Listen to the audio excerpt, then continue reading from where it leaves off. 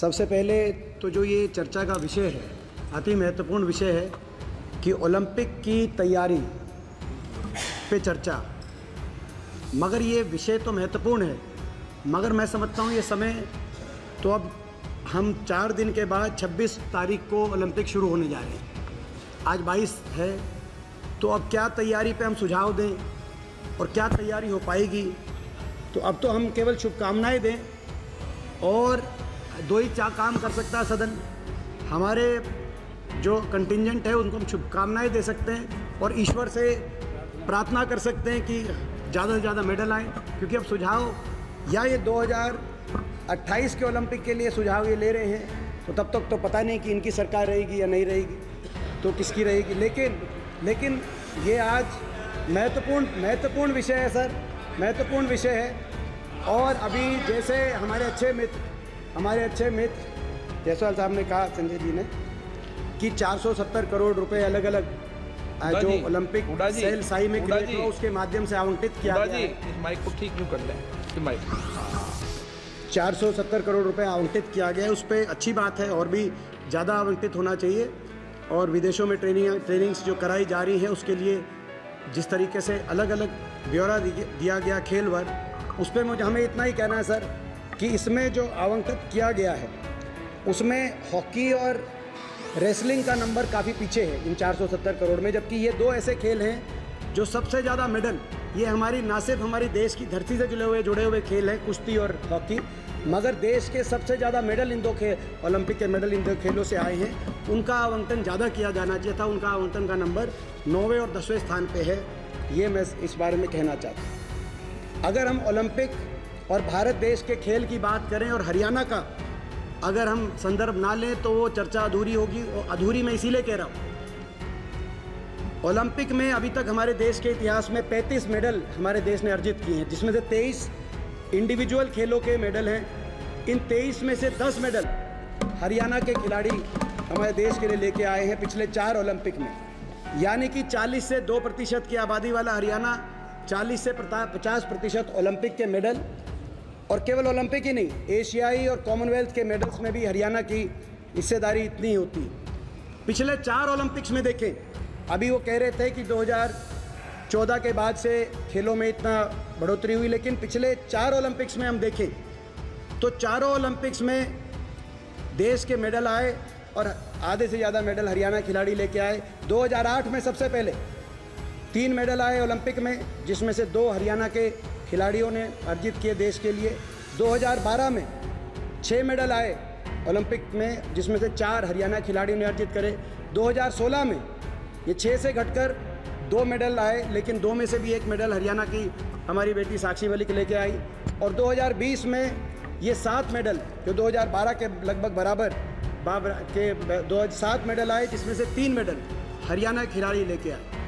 और अगर हम ओलंपिक में जाने वाले कंटिंजेंट की भी बात करें तो पिछले ओलंपिक के खेलों में 120 खिलाड़ियों में से 31 खिलाड़ी यानी कि 25% हरियाणा से गए, और इस ओलंपिक खेलों में भी 117 में से 20.5% में 117 में से 24 खिलाड़ी यानी कि लगभग 21% खिलाड़ी हरियाणा से जा रहे हैं। नीरज चोपड़ा से लेकर सर और विनेश फोगाट तक, जिन्होंने जंतर मंतर पर धरना दिया है सरकार के खिलाफ, ये सभी ओलंपिक के हमारे एक कंटिंजेंट का हिस्सा हैं जो ओलंपिक के खेलों में जा रहे हैं।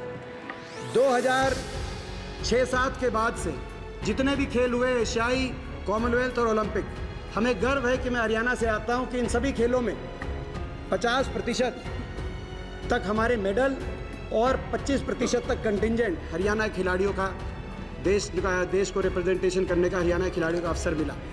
तो जब हम ओलंपिक की बात करें तो बिना हरियाणा के, मैंने कहा कि अधूरा है। ऐसा क्या सिस्टम हरियाणा में बना जिसकी वजह से आज ओलंपिक के अंदर हरियाणा खिलाड़ी इतना अच्छा कर पा रहे हैं, उसको भी जानना, उससे क्या ऐसी बातें हैं जो देश के अन्य राज्य लेके जा सके, क्योंकि खेल हमेशा राजनीति से ऊपर होने चाहिए, और उसमें अब क्या कमियां आ गई हैं वो भी बताना हमारा जिम्मेदार विपक्ष की तरह हमारा कर्तव्य है। मेडल तभी आ सकता है जब आप प्रतिभा की सही खोज करें, प्रतिभा को प्रोत्साहन दें, इंफ्रास्ट्रक्चर दें, और इंफ्रास्ट्रक्चर के बाद जब कोई मेडल लेके आए या ना आए, कोई चोटिल हो जाए, मेहनत करे, लेकिन एक स्तर तक पहुंच जाए तो उसका भविष्य सुरक्षित किया जाए, खिलाड़ी के मन से अपने भविष्य की असुरक्षा निकाल दी जाए। इन बातों को लगते हुए कांग्रेस की पूर्ववर्ती सरकार, हरियाणा की सरकार ने खेल नीति बनाई 2004-05 में, जिस खेल नीति को पदक लाओ पद पाओ की नीति भी कहा गया, जिसके 3 पहलू थे। पहला पहलू था कि अगर आप किसी स्तर तक पहुंचेंगे, चाहे राष्ट्रीय खेलों तक पहुंचे, चाहे आप अंतर्राष्ट्रीय स्तर तक पहुंचे, तो कहीं आपका भविष्य को सुरक्षित किया जाएगा। इस नीति के तहत 500 से ज़्यादा अलग अलग पदों पे खिलाड़ियों की नियुक्ति हरियाणा सरकार ने की उस समय, जिसमें डीएसपी लेवल पे चाहे वो अंतर्राष्ट्रीय पहलवान जोगेश्वर दत्त हो, चाहे अंतर्राष्ट्रीय मुक्केबाज विजेंद्र सिंह हो, चाहे अंतर्राष्ट्रीय पहलवान बबीता फोगाट हो, इन सभी खिलाड़ियों को डीएसपी से लेकर और अन्य पदों के ऊपर हरियाणा सरकार में मौका दिया गया। दुर्भाग्य की बात है सर कि जो नीति थी पदक लाओ पद पाओ, नियुक्तियां देने की नीति, पिछले 10 वर्ष से जो भाजपा की सरकार है, इस नीति पे रोक लगाने का काम किया। आपको जान के आश्चर्य होगा कि हमारी खिलाड़ी बेटी साक्षी मलिक को आज तक हरियाणा में कोई नियुक्ति नहीं मिली है। पिछले ओलंपिक के हमारे खिलाड़ी, पिछले ओलंपिक के मेडल विजेता रवि दहिया, नीरज चोपड़ा, इनको अभी तक हरियाणा सरकार में कोई नियुक्ति देने का काम नहीं किया गया।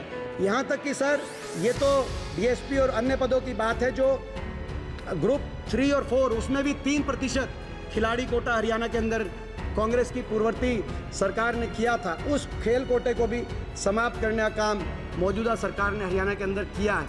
और खिलाड़ियों को जो डीएसपी लगाए गए थे, वो डीएसपी खिलाड़ी सर जो है उनको प्रमोशन तक नहीं दी गई है इन 10 वर्षों में, तो आज उन खिलाड़ियों को धरने देने पे मजबूर वो खिलाड़ी हो रहे हैं। इसके साथ साथ जो कैश अवार्ड मिलता था, आज हमारे खिलाड़ी कैश अवार्ड के लिए महरूम हो गए, जैसे सरकार उनसे किसी बात का बदला ले रही हो कि वो मेडल लेके आए हैं।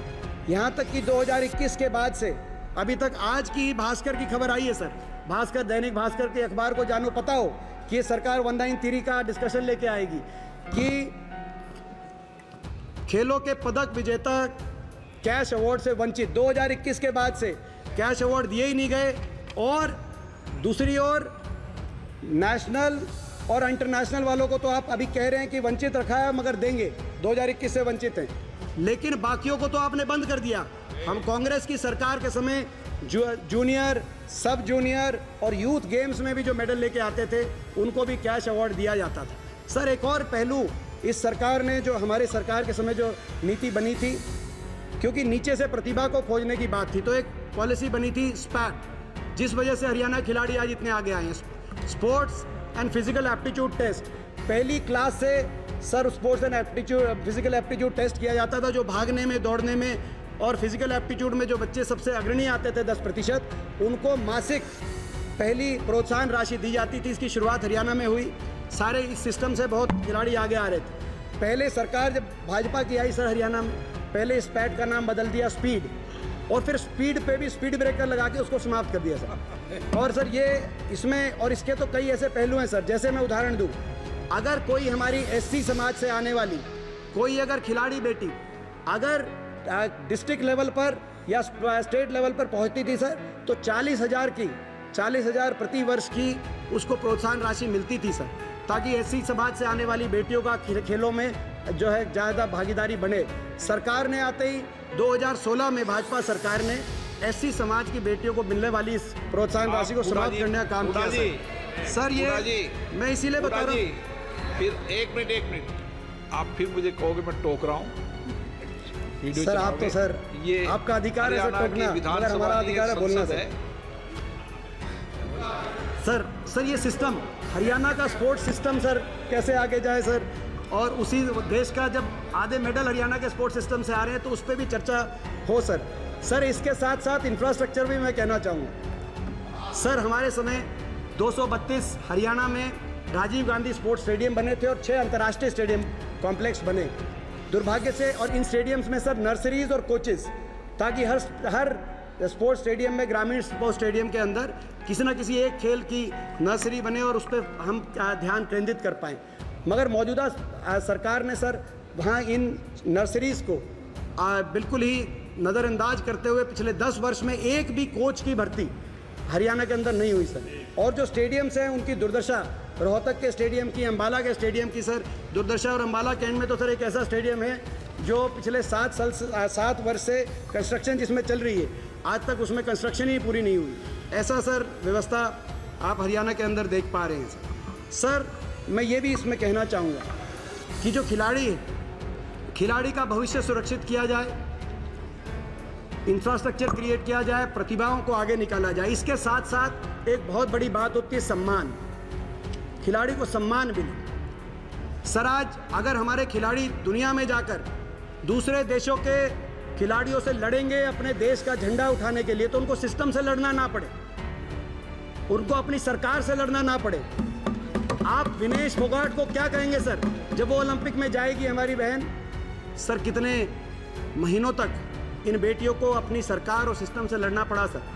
सुप्रीम कोर्ट ने कहा, उसके बाद एफआईआर हुई नहीं, सरकार ने एफआईआर भी नहीं करी। जो बेटियों से छेड़छाड़ के मामले में क्या कारण था सर, हमें नहीं पता क्यों एफआईआर नहीं की गई। क्या वो स्पोर्ट्स फेडरेशन के अध्यक्ष थे या वो भाजपा के सांसद थे, सत्तारूढ़ दल के, जो भी कारण रहा सर, इस तरह की बात होनी नहीं चाहिए सर। खिलाड़ियों को तो सम्मान, जिन खिलाड़ियों जब वो मेडल लेके आते हैं सर, उन खिलाड़ियों के साथ फोटो खिंचवाने के लिए सर सरकार के मंत्री एयरपोर्ट पे पहुंच जाते हैं सर। लेकिन उन बेटियों के साथ अगर कुछ गलत हो गया सर, और एक नहीं सर 6 ओलंपिक विजेता बेटियां, और वो धरने में बैठी हैं सर, उन धरने के वो मेडल के जब जीत के आई थी, जो उनके साथ फोटो खिंचवा रहे थे सर, वहाँ पर जाकर सर किसी ने उनकी बात तक नहीं सुनी। और यहाँ तक सर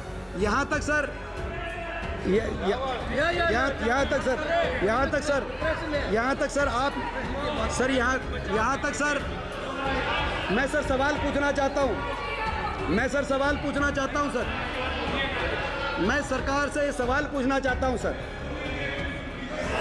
गंगा में मेडल बहाने की बात कही, आप ओलंपिक मेडल्स की बात कर रहे हैं, आप ओलंपिक मेडल्स में अपनी तैयारी की बात कर रहे हैं, मगर जब ये खिलाड़ियों ने कहा कि हमारे साथ इस देश में अन्याय हो रहा है सर, जब खिलाड़ियों ने कहा, बेटियों ने, कि हमारे साथ इस देश में अन्याय हो रहा है और हम इन मेडल्स को गंगा में बहा देंगे सर, कम से कम खेल मंत्री का बयान आना चाहिए था कि नहीं, ये देश के लिए मेडल आए हैं, ये देश के लिए मेडल आए हैं, इनको गंगा में नहीं बहाना, आपको न्याय मिलेगा सर। न्याय मिलेगा का बयान भी नहीं आया सर।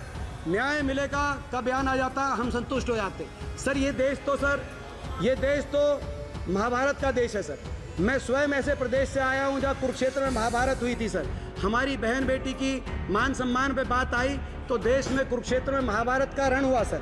लेकिन मैं सरकार से पूछना चाहता हूँ कि हमारी बहन बेटियों की जब मान सम्मान की बात आई में होता था, ये सभी जगह पे मैं सर ये भी एक और आपको मैं कहना चाहता हूँ सर। एक सर मैं उस समय सरकार की तरफ से दिए गए बयान पढ़ रहा हूँ सर। एक बयान आया सर, एक बयान आया, सत्तारूढ़ दल के आरोपी एक सांसद का बयान आया सर कि ये तो मेडल इतने रुपए में आप बेच सकते हैं सर।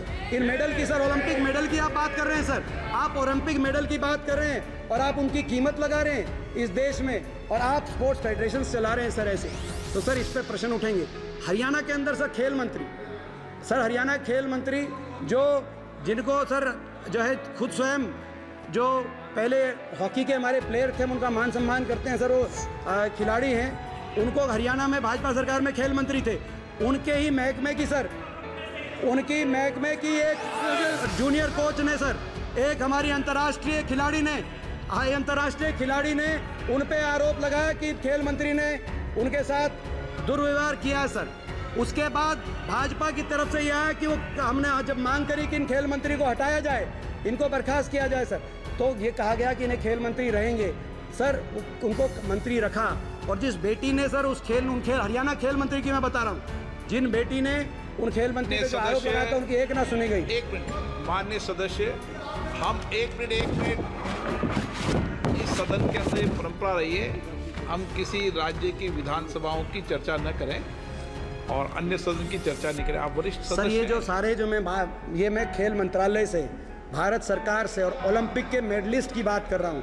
और सर ओलंपिक और खैर, मगर मैंने आपने जो बात की उस बात को मैं आगे बढ़ते हुए सर, तो मेरा संदर्भ था सर, खिलाड़ियों को मान सम्मान, उचित प्रोत्साहन, प्रतिभा की खोज के साथ साथ उनकी भविष्य की सुरक्षा कि जब तक नीति बनने की बात नहीं होगी।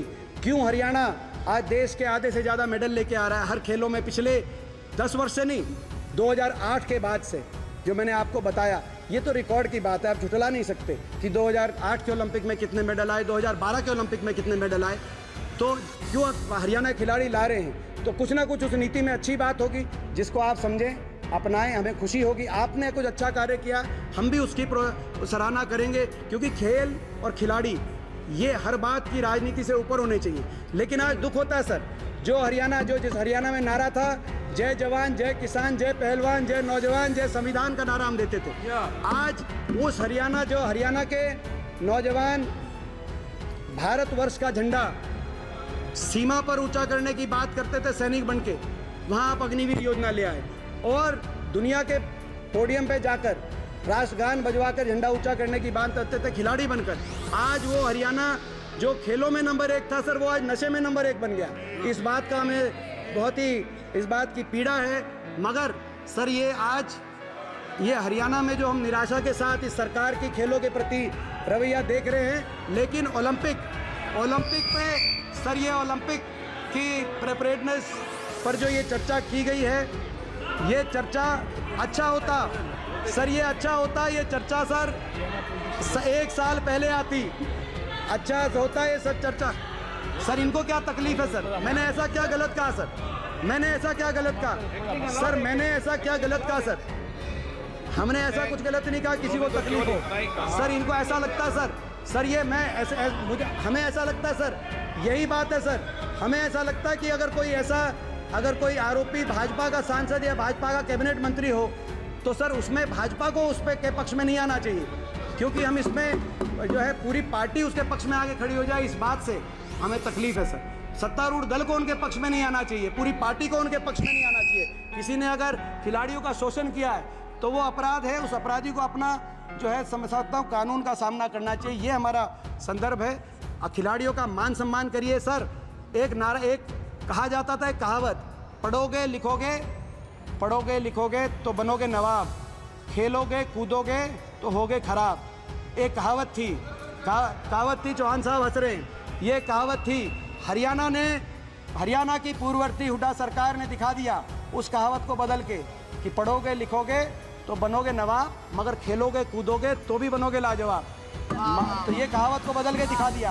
अब आपने दोबारा से आपने उस कहावत का दूसरा अर्थ कर दिया कि खेलोगे कूदोगे तो सरकार बीजेपी की सरकार हो जाएगी नाराज। आपने उस कहावत को दोबारा से मोड़ दिया। सर ये दोबारा से खेलोगे कूदोगे तो होगे लाजवाब, इसकी तरफ एक कदम बढ़ाएं, हम एक एक कदम पे आपका साथ देंगे सर। बहुत बहुत सच दिखाते हैं और सच को देखने के लिए हमारे चैनल को लाइक करें, सब्सक्राइब करें और बेल आइकन दबाना बिल्कुल ना भूलें।